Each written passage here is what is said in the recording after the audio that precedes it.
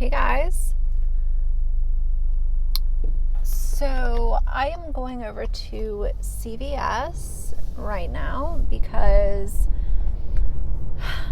I don't know if you guys are aware or not, but Hydroquinone, which is really great for melasma and dark spots, it is being, I guess, taken off US markets very soon. And I want to get an extra bottle of the Differin dark spot correcting serum because it's really fantastic. It actually works, and I want to get an extra bottle of it. So I'm going to CVS that says that they have it. So fingers crossed that I can get a backup bottle to have. And yeah, I don't use it all over my face. I use it just on, I have a couple of dark acne scars that really bother me, so I just use it as a spot treatment, and it is fantastic. It's super good. So that's what I'm doing today. And I figured that I would bring you guys along for the little field trip. And so I want to talk today about this Emily Artful video.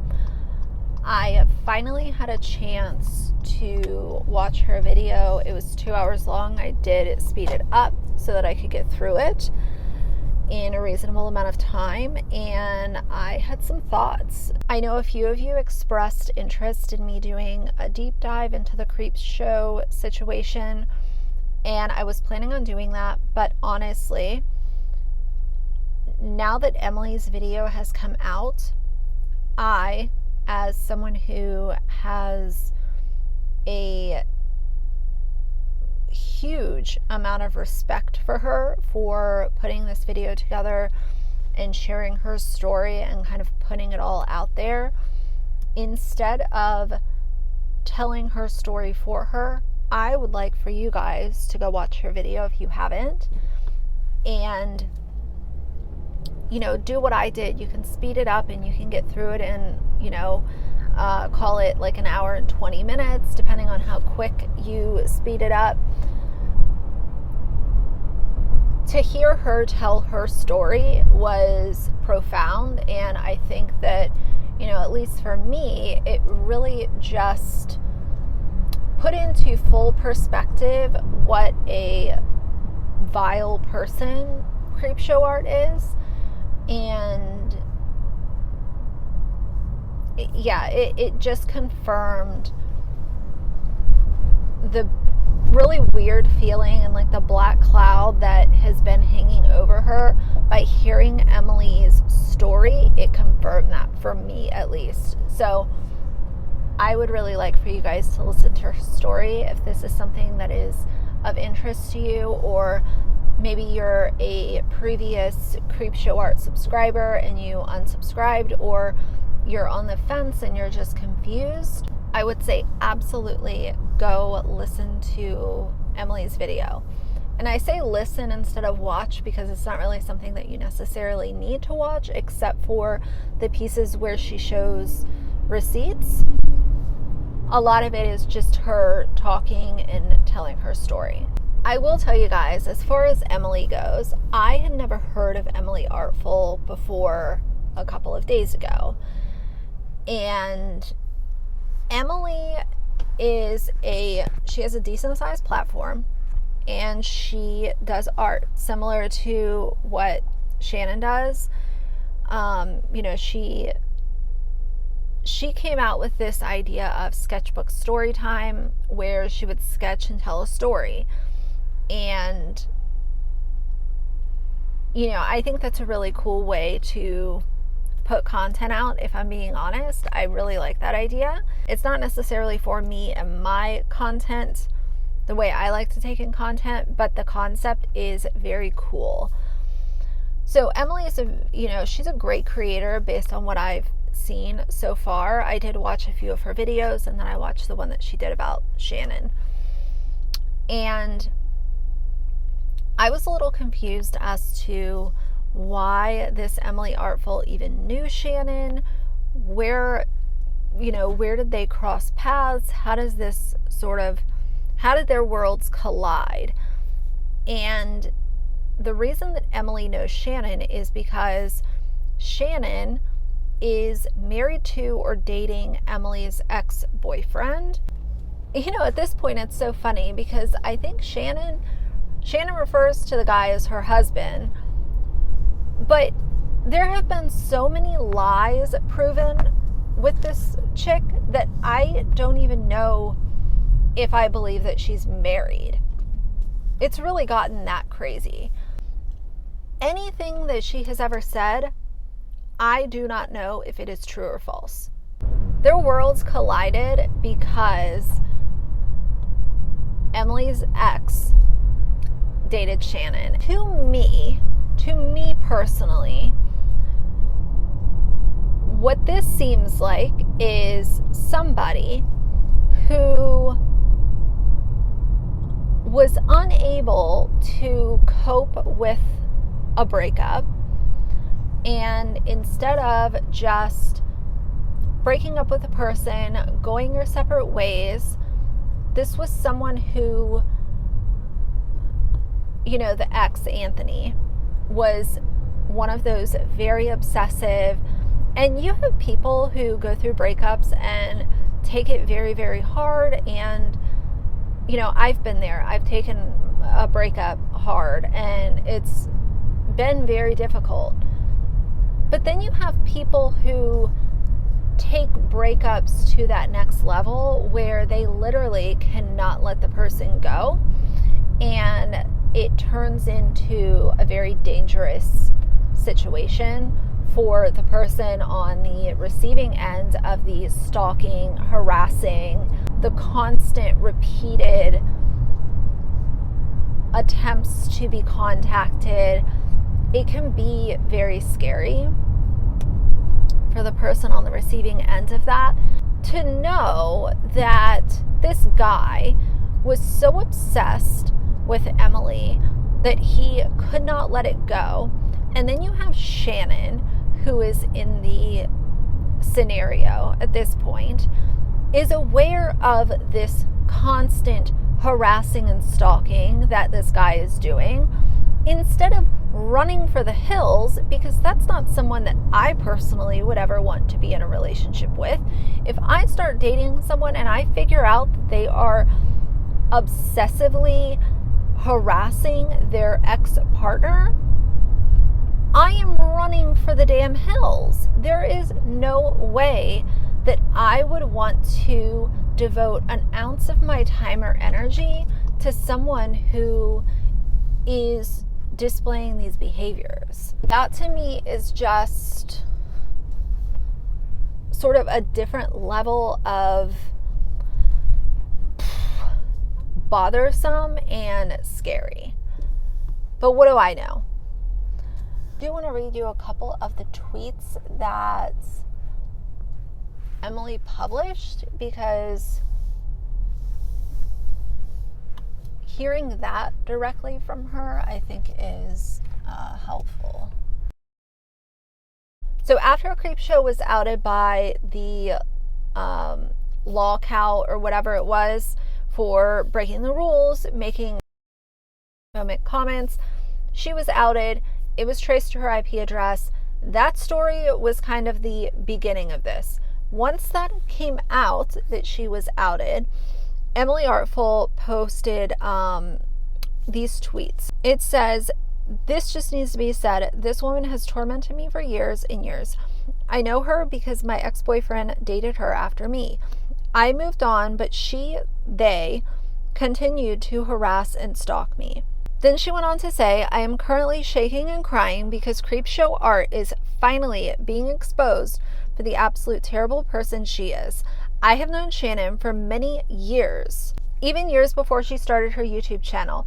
She has copied, stalked, harassed, and threatened me and my children's lives. She has used revenge, Pam, against me, tried to use my drug addiction against me.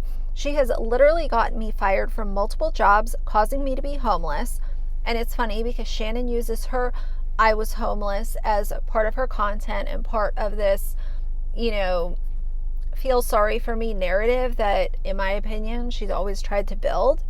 This person has pushed me to the brink of S multiple times and then tried to blame it on a mutual friend, where I literally caught her red-handed by tracing her IP address. Shannon seems to be very ignorant when it comes to how modern technology works.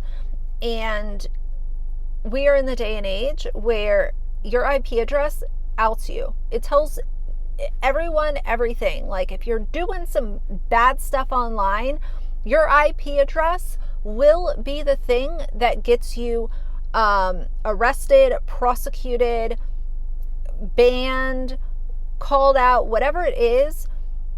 Just don't do bad shit online. Like, why are we still having this conversation? I don't get it. And then the tweet went on to say, Shannon, you are Amy. All things you claimed Amy did to you are things you did to me. Receipts to come. I've got years worth of them. And then that's when she was preparing for the video, the 2-hour video that I mentioned a few minutes ago.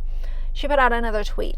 The fact that she is saying her stalker did all of this to frame her is hilarious, because she has literally been making fake Emily Artful accounts all over the internet for years to try and cancel me over the most random shit.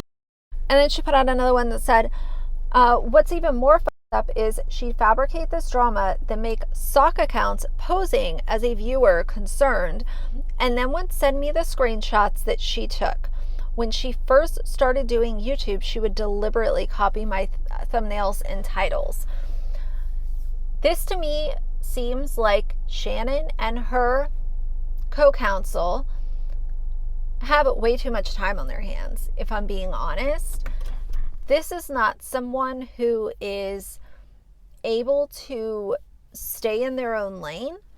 And, it's one thing to have opinions about people and, maybe throw some shade and talk about them or whatever. But when you start allowing this obsessive, toxic, just single white female type behavior to bleed into real life, that is very scary. And if you don't get a handle on it, you will end up arrested or possibly harming someone else, whether it's physical, mental, emotional.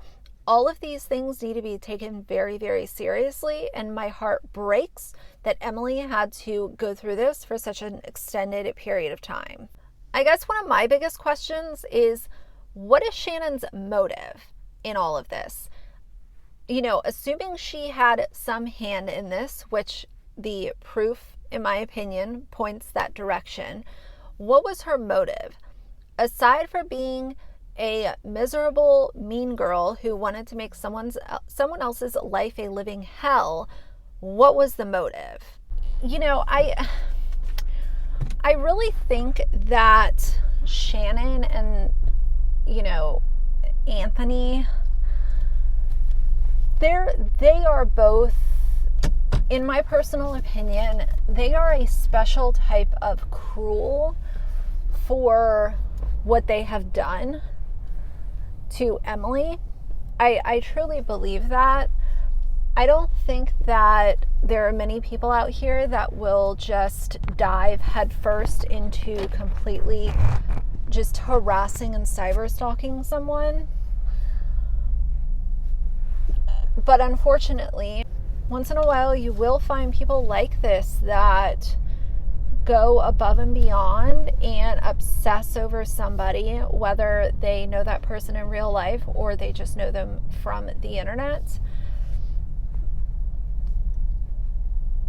It's just really crazy. But like I said, I just don't understand what the motive would have been, especially for Shannon, because it's like, are you jealous? Are you trying to join in because your boyfriend or, significant other is obsessed with this person? So did you first dip your toe in and then you got kind of, you found out that you were gaining some sort of enjoyment off of this activity.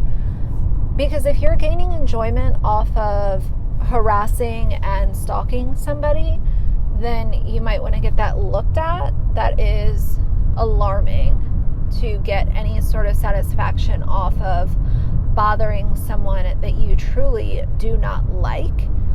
That is scary. So, you know, my heart goes out to Emily. I can not even fathom what she's been through, and that's why I think it's so important for anyone watching this to go watch her video, listen to her tell her own story. It is truly devastating. And it sounds like she is getting the help that she needs, and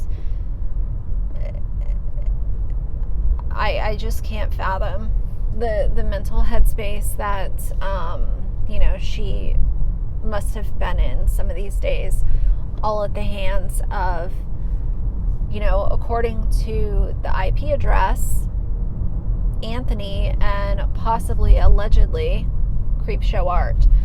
And the last thing that I want to say in this video is, for anyone, I've watched several of these videos, and I see a lot of times in the comment sections subscribers of Creepshow Art saying, I feel so stupid, I can't believe that I supported her, I can't believe this, I feel embarrassed. Don't beat yourself up, because at the end of the day, a lot of YouTubers are unfortunately going to have to face their truth at one point or another. You never know what somebody is possibly hiding in their closet. But I will say, like I said before, when you see a repeated behavior where someone gets called out for something with legit receipts, I'm not talking about just an opinion of somebody, but if someone is getting called out for being homophobic or being toxic or just being an overall bad person, and they're being called out with receipts, with proof, and every single time that person gets called out, the first thing that they do is paint themselves as a victim and point the finger at everybody else. I would say that those are pretty good warning signs that you're dealing with someone that is not a good person offline. But as far as her subscribers beating themselves up and feeling really bad about supporting her for, whether it's 6 weeks or 6 months or longer, don't be so hard on yourself. Just, come to your decision whether or not this is someone that you want to continue to support or not. I know that she's bleeding subscribers right now.